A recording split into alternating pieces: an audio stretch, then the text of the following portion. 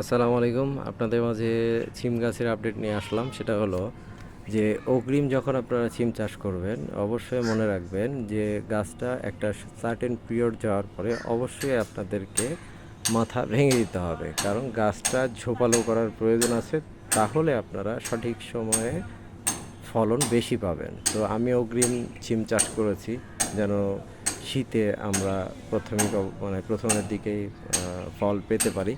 তো প্রথম শাখাটা কাটার পরে আমার এখানে আপনারা দেখতে পাচ্ছেন যে এখানে একটা শাখা, তারপরে এখানে একটা শাখা, তারপরে এইখানে একটা শাখা, এইখানে একটা শাখা, এখানে প্রায় 5টা শাখা নতুন গজিয়েছে এবং মাশাআল্লাহ সুস্থ সবলভাবে প্রত্যেকটা শাখা খুব তাড়াতাড়ি বৃদ্ধি হচ্ছে।